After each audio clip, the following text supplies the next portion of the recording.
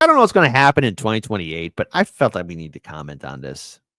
So ESPN, Stephen A. Smith says he has no choice but to contemplate a run for president. I hope somebody else would step up that's more qualified than me, but if it has to come down to me, it is something I would consider. What is this? What world are we in now? So, I guess, all right. Hey, everyone has a right to run for president. I mean, Kanye's run for president. Donald Trump ran for president and won twice. We had a senile old man run for president. We had a nutless wonder run for president. We've had a lot of people run for president, Everyone. So, okay.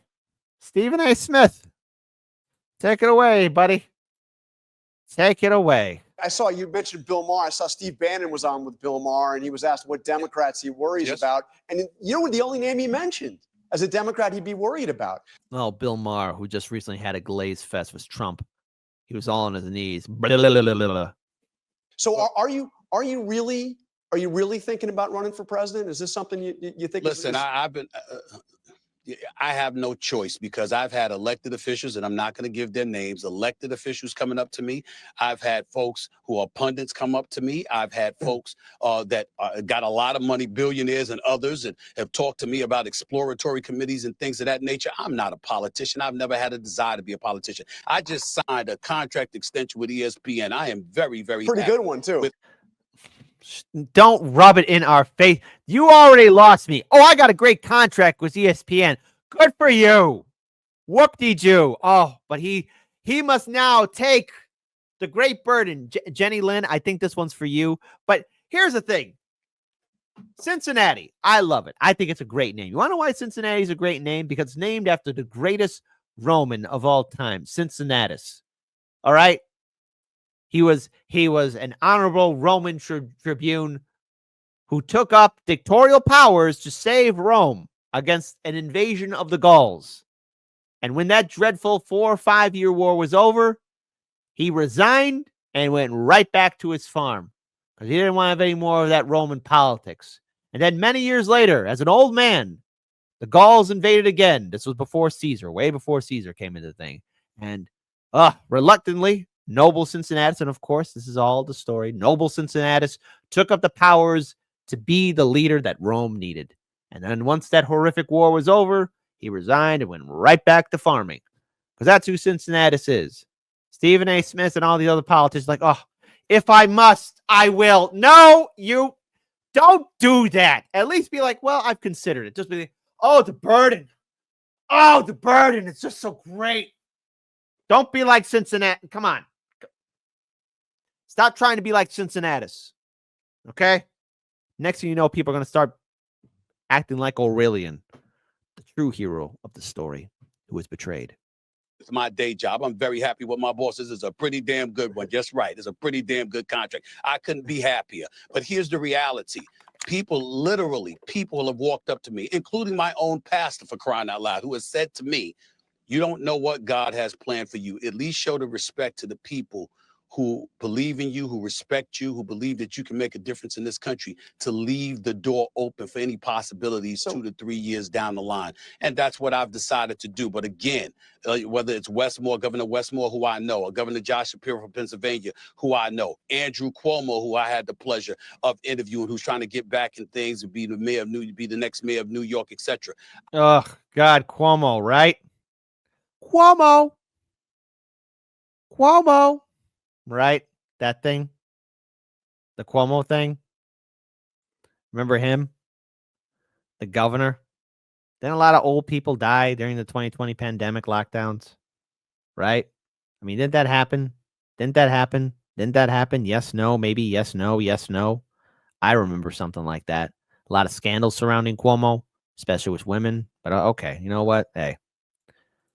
And that's what I've decided to do. But again, whether it's Westmore, Governor Westmore, who I know, or Governor Josh Shapiro from Pennsylvania, who I know, Andrew Cuomo, who I had the pleasure of interviewing, who's trying to get back in things and be the mayor of be the next mayor of New York, etc.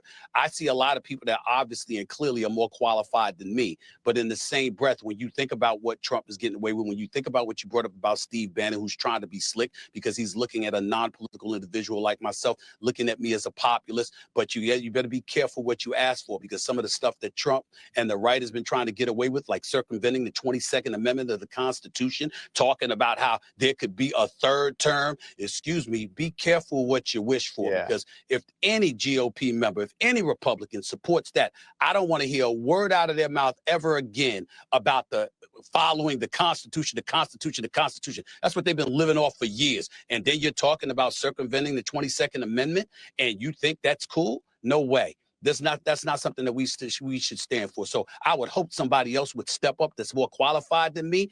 But if it has to come down to me, it is something I would consider. Yes, I would, because I don't mind the thought of tussling with these folks at all, on the left or the right. All of them disgust me, to be quite honest with you. Uh-huh. Yeah, great.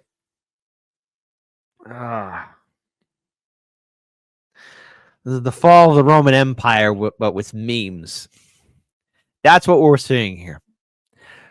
Does Stephen A. Smith have a right to run for office? Oh, yeah, absolutely. Go ahead, buddy. I don't care.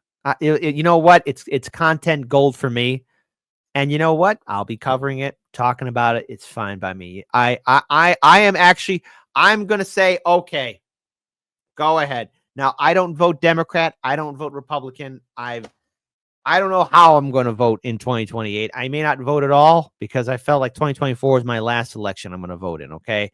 Much was left to be desired for. I wasn't impressed with anyone. That even includes third parties.